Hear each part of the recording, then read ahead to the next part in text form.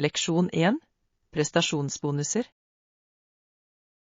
Det er flott å høre. Jeg er nysgjerrig på ytelsesbonuser. Ja, de kan virkelig motivere ansatte til å utmerke seg i rollene sine. Jeg er enig. Det er en fantastisk måte å anerkjenne hardt arbeid og engasjement. I tillegg oppmuntrer det til en sunn konkurranseånd i teamet. Nøyaktig. Alle tjener på når folk streber etter å gjøre sitt beste. Jeg tror det er viktig å ha klare kriterier for disse bonusene. Ja, åpenhet hjelper alle å forstå hvordan de skal oppnå dem. La oss diskutere hvordan vi kan implementere et sterkt ytelsesbonussystem. Høres ut som en plan. Det kan øke moralen betraktelig. Leksjon 2. Oppskriftsideer. Jeg skal definitivt prøve det neste gang. Det høres deilig ut. Jeg er glad for å høre det. Har du noen andre oppskrifter du anbefaler? Ja, jeg prøvde nylig en krydret pastarett som var fantastisk. Og, jeg vil gjerne ha den oppskriften. Det høres midt i blinken. Jeg kan sende det til deg. Det er enkelt, men fullpakket med smak. Perfekt. Jeg liker å lage mat som er rask og velsmakende. Og vi bør bytte flere oppskrifter. Det holder matlagingen vår spennende. Absolutt. Jeg elsker å oppdage nye retter og prøve. La oss gjøre det til en vanlig ting og dele våre kulinariske eventyr. Leksjon 3. Minimere effekter. Har du noen tips til hvordan du kan minimere effektene? Ja, å holde seg hydrert er avgjørende. Det hjelper virkelig kroppen din med å takle. Jeg er helt enig. Å drikke nok vann kan utgjøre en stor forskjell. Å justere din daglige rutine kan også hjelpe deg til å føle deg bedre. Hva slags justeringer foreslår du? Prøv for eksempel å unngå anstrengende aktiviteter under de varmeste delene av dagen. Det gir mening. Det er viktig å lytte til kroppens behov. Nøyaktig. Å finne en balanse kan virkelig forbedre hvordan du føler deg generelt. Jeg vil definitivt implementere disse tipsene i rutinen min. Leksjon 4. Morgenrutiner. Det høres ut som en god rutine. Jeg sliter med å finne tid om morgenen. Jeg forstår, morgener kan være hektiske for mange av oss. Ja, noen ganger føler jeg meg forhastet og har ikke tid til frokost. Har du vurdert å forberede ting kvelden før? Det er en god idé. Det kan spare meg for mye tid. Nøyaktig. En rask frokost kan virkelig sette en positiv tone for dagen. Jeg planlegger å lage litt måltid for å gjøre morgenen enklere. Det høres ut som en plan. Du vil føle deg mer organisert og klar til å gå. Jeg gleder meg til å prøve det ut. Leksjon 5. Bøtteliste. Jeg har hørt så mye om historien til stedet. Da skal jeg sørge for å legge den til i bøttelisten min. Det er definitivt verdt et besøk, spesielt for historieentusiaster. Jeg elsker å utforske steder med rik kulturell bakgrunn. Ja, det gir dybde til våre reiser og opplevelser. Jeg er helt enig. Å lære om historien gjør turen mer meningsfull. Dessuten er det fascinerende å se hvordan historien former nåtiden. Jeg kan ikke vente med å utforske og lære mer om det førstehånds. La oss planlegge besøket vårt sammen. Leksjon 6. Unike sykehus. Å gå inn i den bygningen føles så annerledes. Det er ikke et vanlig sykehus. Høyre. Det er mer som et hotell enn et typisk medisinsk anlegg. Ja, atmosfæren er så innbydende og avslappet. Jeg setter pris på hvordan de fokuserer på pasientkomfort og omsorg. Nøyaktig. Det utgjør en stor forskjell i helbredelsesprosessen. Jeg synes flere sykehus bør ta den tilnærmingen. Absolutt. Det handler om å behandle hele mennesket, ikke bare sykdommen. Jeg elsker det konseptet. Det forbedrer virkelig pasientopplevelsen. La oss fortsette å gå inn for slike positive endringer i helsevesenet. Leksjon 7. Kengurufakta. Visste du at kenguruer hopper på bakbeina? Ja. De bruker de store halene for balanse mens de beveger seg. Nøyaktig. Det er fascinerende hvordan de har tilpasset seg miljøet sitt. Og de kan dekke store avstander raskt, noe som er imponerende. Jeg synes deres unike måte å bevege seg på er ganske fengslende. Jeg også. De er slike ikoniske dyr i Australia. Å se dem i naturen må være en fantastisk opplevelse. Jeg vil gjerne se den dag. Det ville vært uforglemmelig. La oss sette oss et mål å besøke Australia og se dem. Leksjon 8. Helgeturer. Samme her. Jeg planlegger en helgetur snart. Det høres spennende ut. Har du noen destinasjoner i tankene? Jeg tenker på å dra til fjells for å få litt frisk luft. Det er et godt valg. Naturen hjelper meg alltid med å lade opp. Ja, jeg trenger en pause fra byens kjas og mas. Har du vurdert noen utendørsaktiviteter mens du er der? Definitivt. Vandring og utforsking av stiene står øverst på listen min. Det høres perfekt ut. Det er en fin måte å nyte naturen på. Jeg gleder meg til å rømme og slappe av i naturen. Leksjon 9. Latte helger. Jeg nøt en lat helg med å se på favorittprogrammene mine. Det høres ut som en perfekt måte å slappe av på. Hva så du på?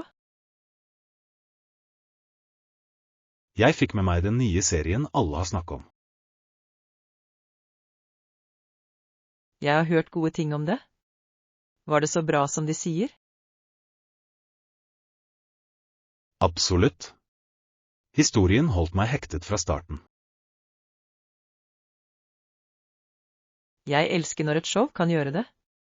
Det gir en flott helg. Ja, noen ganger trenger vi alle litt nedetid for å lade opp. Jeg er helt enig. Det er viktig å ta pauser fra våre travle liv. La oss planlegge å ha en binge-watch-økt sammen snart. Leksjon 10. New Zealand Adventures. Å besøke byene i New Zealand er en fantastisk opplevelse. Ja, men de nyter også det vakre landskapet. Landskapet er fantastisk, med fjell og strender overalt. Jeg elsker hvor mangfoldig naturen er over hele landet. Nøyaktig. Du kan ha et byeventyr og naturflukt på én tur. I tillegg tilfører den lokale kulturen så mye til opplevelsen. Jeg kan ikke vente med å utforske de pulserende kunst- og matscenene.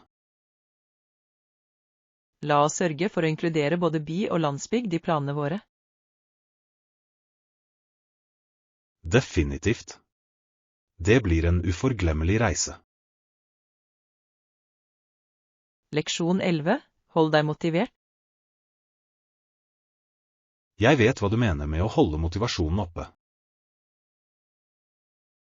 Har du noen tips for å holde motivasjonen oppe i tøffe tider? Jeg opplever at det hjelper mye å sette seg små, oppnåelige mål. Det er en flott strategi. Det gjør at fremgang føles mer håndterlig. Ja, å feire små gevinster holder humøret høyt. Jeg er enig. Positiv forsterkning kan utgjøre en stor forskjell. Også det å omgi meg med støttende mennesker øker motivasjonen min. Absolutt. Et godt støttesystem er avgjørende for å holde seg på sporet.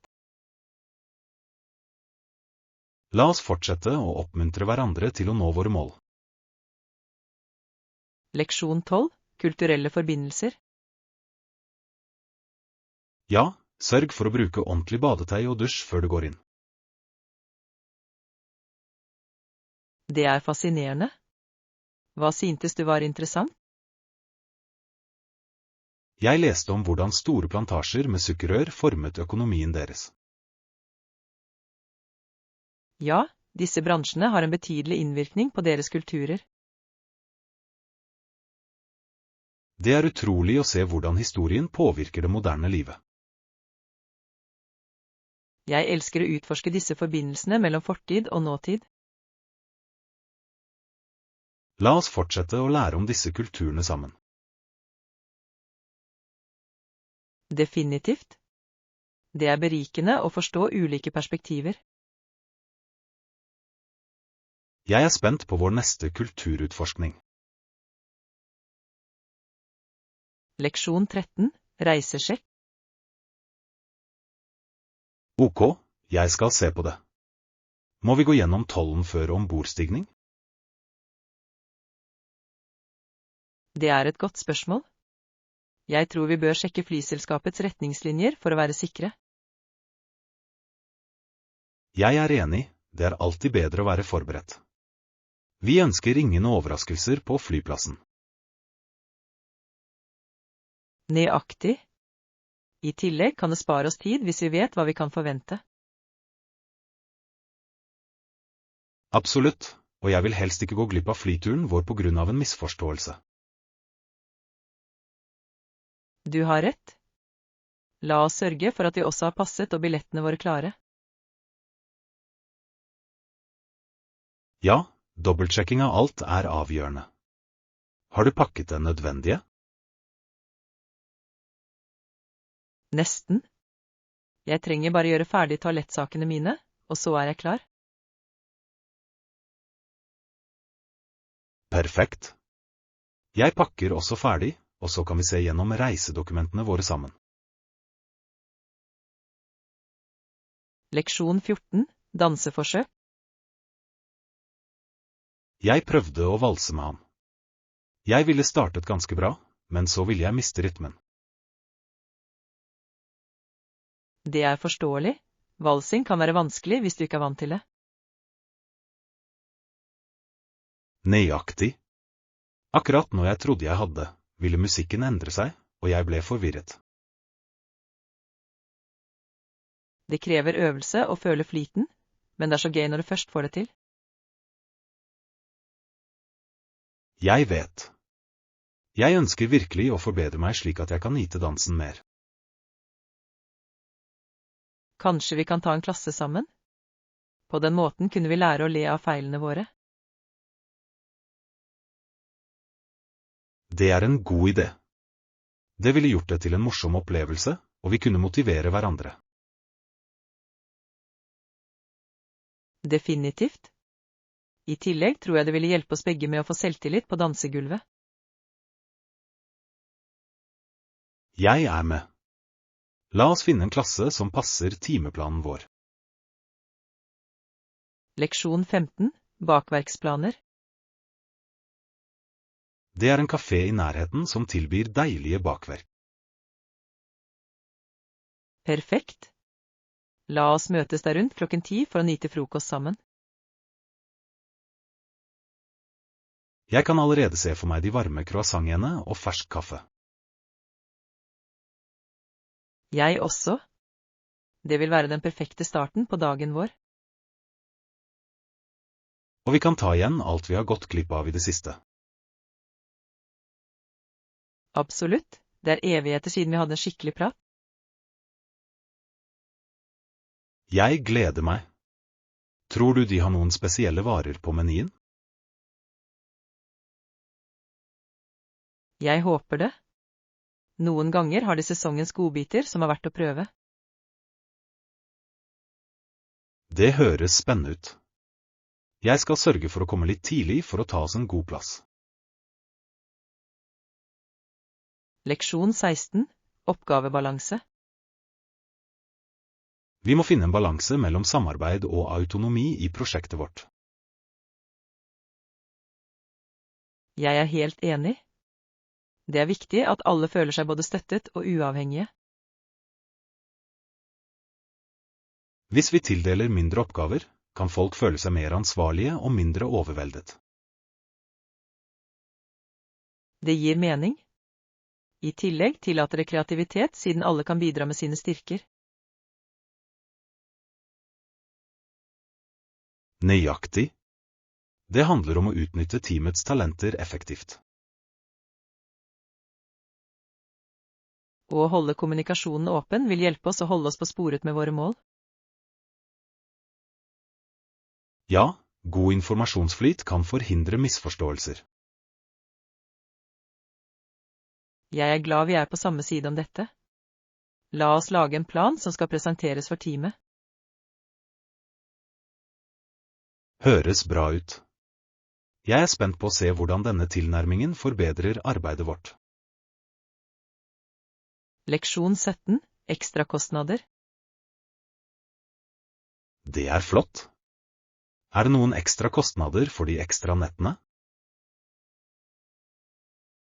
Ja, det er det vanligvis, spesielt i høysesongen. Jeg trodde det. Det er viktig at vi tar det inn i budsjettet vårt. Absolutt. Vi bør sjekke hotellets retningslinjer for lengre opphold. God idé. Det hjelper oss å unngå overraskelser når vi sjekker ut. I tillegg kan vi planlegge aktivitetene våre rundt de ekstra nettene hvis det passer budsjettet vårt. Høyere. Jeg vil sørge for at vi får mest mulig ut av turen uten å bruke overforbruk. Definitivt. Jeg skal se nærmere på eventuelle pakketilbud som kan inkludere de ekstra nettene. Perfekt. Det kan spare oss for penger og gjøre oppholdet vårt enda bedre. Leksjon 18. Rabattsøk. Jeg vil søke etter tilgjengelige rabatter mens du fullfører alternativene våre. Det høres ut som en plan. Det er alltid lurt å spare litt penger. Absolutt. Hver bit hjelper når du planlegger en tur. Jeg er enig. Jeg vil fokusere på å finne de beste overnattingsstedene for oss. Stor. Hvis vi kan kombinere rabatter, kan det utgjøre en stor forskjell i budsjettet vårt. Nøyaktig.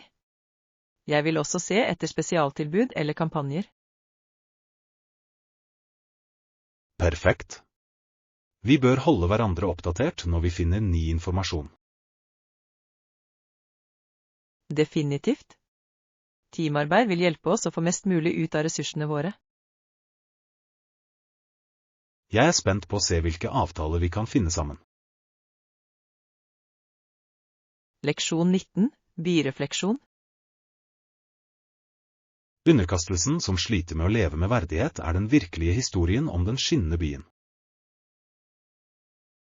Det er et sterkt utsagn. Det fanger virkelig essensen av spenst.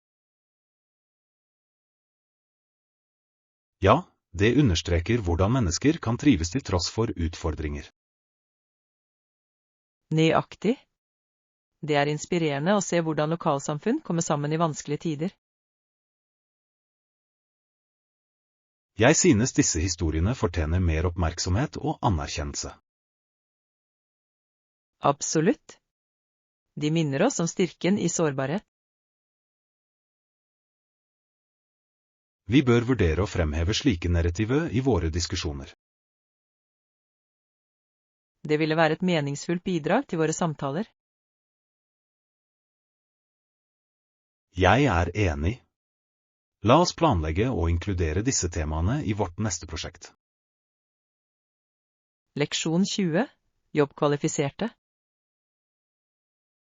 Det er tøft å se noen søster gjøre en jobb selv om andre mennesker ville være mye bedre kvalifisert for den jobben. Jeg forstår fullt ut hvor du kommer fra. Det kan føles urettferdig til tider. Ja, det er viktig å gjenkjenne ferdighetene som alle bringer til bordet. Selvfølgelig. Vi ønsker alle at de passer best for rollene vi diskuterer. Nøyaktig. Det handler om å balansere relasjoner og faglige kvalifikasjoner. Å sikre at teamet fungerer effektivt bør alltid være en prioritet. Jeg er enig. La oss fokusere på å skape et miljø som verdsetter fortjeneste. Absolutt. Det er viktig for å opprettholde moral og produktivitet. Jeg er glad vi er på linje med dette. Det vil lede beslutningene våre fremover. Leksjon 21. Tidsstyring. Jeg føler det på samme måte. La oss sette av litt tid til å gå gjennom dem. Det høres ut som en god idé. Jeg tror det vil hjelpe oss å avklare tankene våre. Absolutt. Å gjennomgå alt sammen vil sikre at vi er på samme side. Ja, samarbeid fører ofte til bedre forståelse og resultater. Høyre. Jeg er sikker på at vi vil avdekke noen verdifulle innsikter under diskusjonen vår. Det tror jeg også. La oss planlegge et tidspunkt som fungerer for oss begge. Perfekt. Jeg skal sørge for å forberede alt materialet vi trenger. Stor. Jeg skal gjøre det samme, slik at vi kan maksimere tiden vår sammen. Jeg ser frem til møtet vårt. Det vil være produktivt, det er jeg sikker på. Leksjon 22. Wifi-sjekk. I mellomtiden kan du sjekke om andre enheter kan koble til Wi-Fi. Ja da, det er en god idé. Det vil hjelpe oss med å feilsøke eventuelle problemer. Nøyaktig. Hvis det bare er én enhet, kan vi fokusere på å fikse det. Hvis flere enheter har problemer, kan det være et nettverksproblem.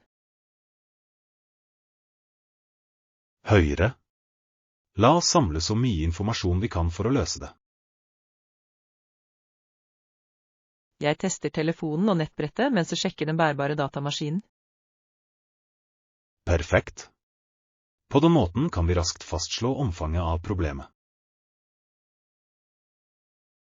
Ja, og når vi først har identifisert problemet, kan vi se etter løsninger. Avtalt. Det er alltid bedre å ha en klar forståelse av situasjonen. Leksjon 23, shoppingglede.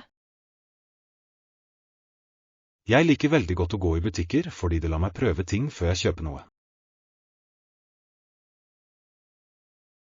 Det er sant.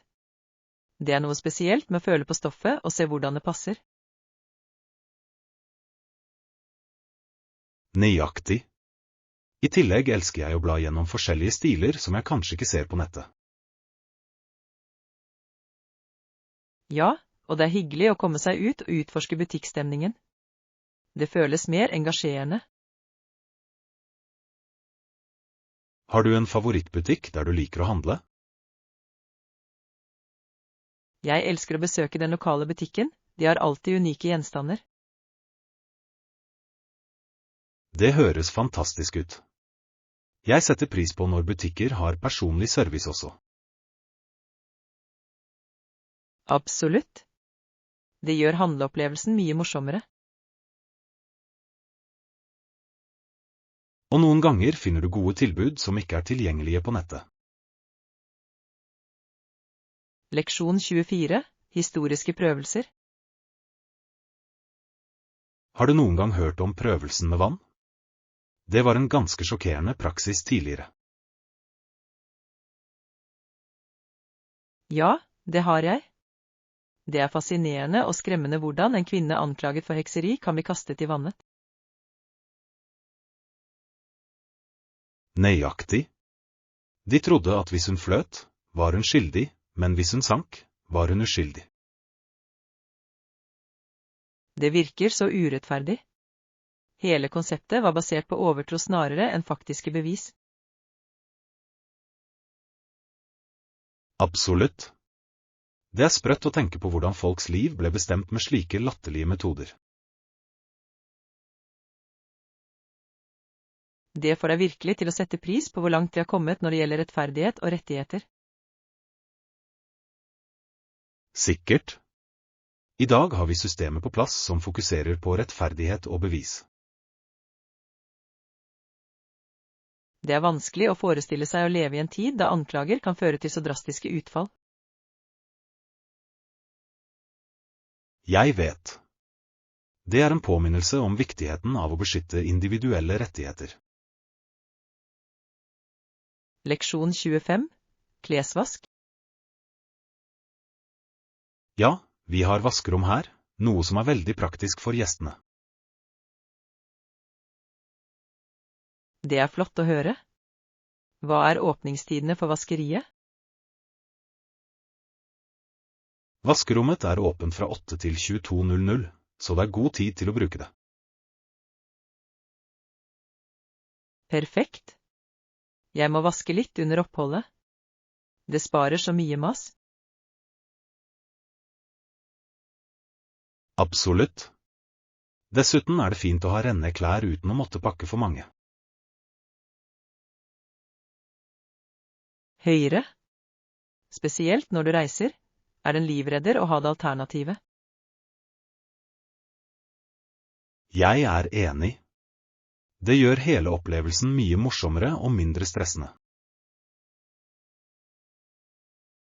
Nøyaktig. Jeg vil definitivt dra nytte av fasilitetene mens jeg er her. Flott beslutning. Hvis du trenger hjelp, bare gi meg beskjed. Leksjon 26, lekeplassmoro. Etter friminuttet leker guttene vanligvis på lekeplassen eller koser seg med et slag baseball. Det høres veldig gøy ut. Det er flott for dem å få litt fysisk aktivitet. Ja, og det hjelper dem å brenne av energi før de slår seg ned til timen igjen. Absolutt. Fysisk aktivitet er så viktig for barnas utvikling. I tillegg oppmuntrer det til teamarbeid og sosiale ferdigheter, som er avgjørende i den alderen. Ja. Å se dem spille sammen viser virkelig hvor mye de lærer av hverandre. Jeg elsker å se entusiasmen deres når de spiller spill ute. Jeg også. Det er en fantastisk måte for dem å knytte varige vennskap. Nøyaktig. Disse øyeblikkene på lekeplassen kan skape minner de vil sette pris på. Leksjon 27. Unikt dyreliv. Visste du at Texas har et fascinerende dyreliv? For eksempel er beltedyret ganske unikt. Ja, det er kjent som den pansrede insekteten, som er et så interessant kallenavn. Nøyaktig. Og jeg har hørt at de også har en raskt løpende fugl. Hva heter det? Det ville vært roadrunder. De er raske og virkelig ikoniske i den regionen. Jeg har alltid syntes det er utrolig hvor mangfoldig dyreliv kan være i forskjellige deler av USA. Absolutt. Hver region har sine egne unike dyr og økosystemer. Det er en av grunnene til at jeg elsker å reise, oppdage nye arter og deres habitater. Ja. Å lære om lokalt dyreliv gir så mye til reiseopplevelsen. Sikkert. Jeg ser alltid etter muligheter til å se dyr i deres naturlige omgivelser. Leksjon 28. Spillekveld. Hva med deg? Hva er ditt favorittbrettspill å spille? Vi elsker å spille charades. Det er et så morsomt spill som får alle med. Charades er en klassiker. Jeg liker hvordan det får frem alles kreativitet og latter. Nøyaktig. Det er alltid underholdende å se hvordan folk reagerer på ledetrådene. Og det er flott for alle aldre, noe som gjør det perfekt for familiesammenkomster. Ja. Alle kan være med, noe som skaper en morsom atmosfære. Hvilke andre spill liker du enn charades? Vi elsker også kortspill, spesielt de som krever strategi. Og de er også flotte. De får virkelig alle til å tenke. Leksjon 29. Å slappe av etter jobb. Hvordan slapper du av etterpå etter en lang dag? Jeg liker å lese eller se på TV for å slappe av og rømme litt. Det er en fin måte å lade opp. Hva slags bøker liker du? Jeg elsker fiksjon, spesielt fantasy og mysterieromaner. De fengsler meg virkelig. Jeg kan se hvorfor. Å miste deg selv i en god historie kan være så forfriskende. Ja. Og å se på et bra program kan også hjelpe meg å slappe av. Absolutt. Det er deilig å bare lene seg tilbake og nyte noe underholdende. Nøyaktig. Det er viktig å ta seg tid til seg selv etter en travel dag. Jeg er enig. Å finne måter å slappe av kan virkelig forbedre ditt generelle velvære. Leksjon 30. Valg av togbillett. Jeg foretrekker å kjøpe billettene mine online for enkelhets skyld. Det gir mening. Det er så mye enklere enn å stå i kø på jernbanestasjonen. Nøyaktig. I tillegg kan jeg sammenligne priser og finne de beste tilbudene raskt.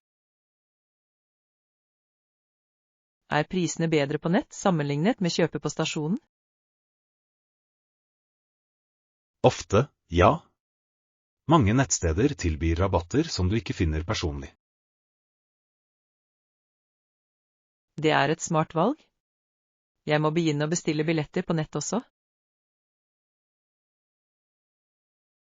Definitivt.